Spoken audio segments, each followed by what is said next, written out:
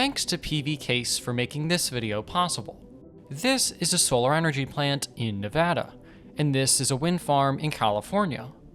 While these projects may vary in size and complexity, they both face one major challenge. They're waiting to be connected to the US electrical grid. In the pursuit of cleaner, more sustainable energy sources, the development of clean energy projects has surged in recent years. However, the path to integration into the electrical grid is far from a simple process. As of July of 2023, more than 10,000 clean energy projects, mostly wind and solar, were waiting to be connected to the electrical grid and begin operation. On average, it now takes more than 5 years for a typical clean energy project to get approval, twice what it did a decade ago. The process has been described as dysfunctional and is a warning sign for the future of clean energy in the United States. Therefore, how will America's clean energy crisis be addressed?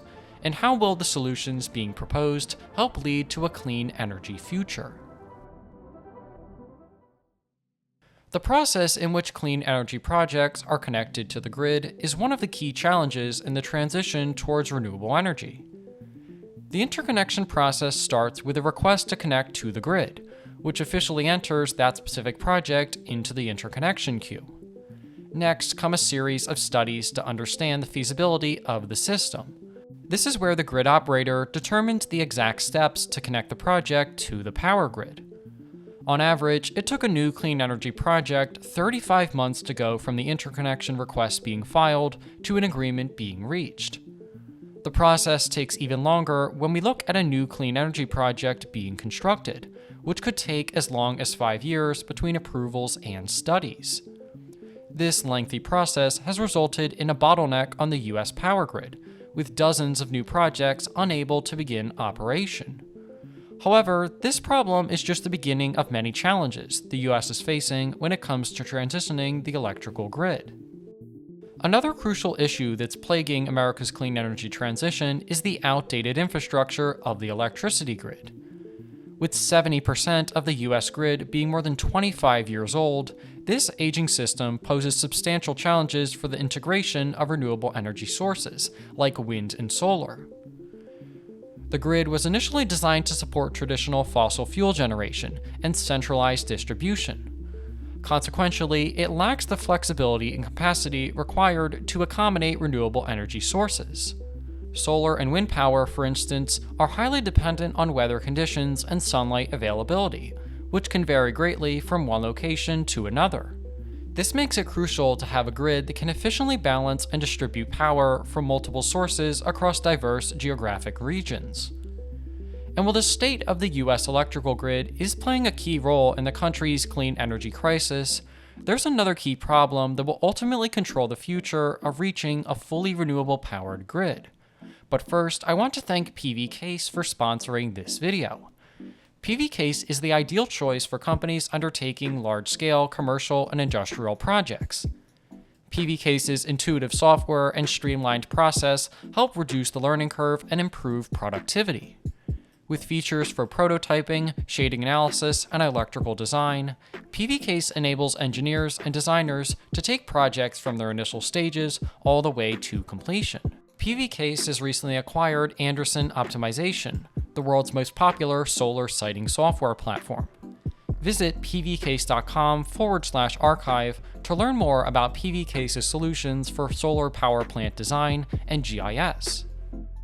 While delays in the approval process for clean energy projects has resulted in a number of challenges for the US electrical grid, the cost of actually connecting these projects is ultimately the main problem. According to the US Department of Energy, interconnection costs have soared a record 700% in the past few years. This has resulted in developers paying extreme amounts of money to connect their projects to the power grid. In 2020, a company called Pine Gate Renewables was planning a new solar energy plant to be built in North Carolina that expected to cost $5 million to connect to the electrical grid. However, the local utility in charge of overseeing the process informed Pine Gate that instead it would cost over $30 million to connect the project to the grid. This severe increase in price led to the company ultimately terminating the project due to high interconnection fees.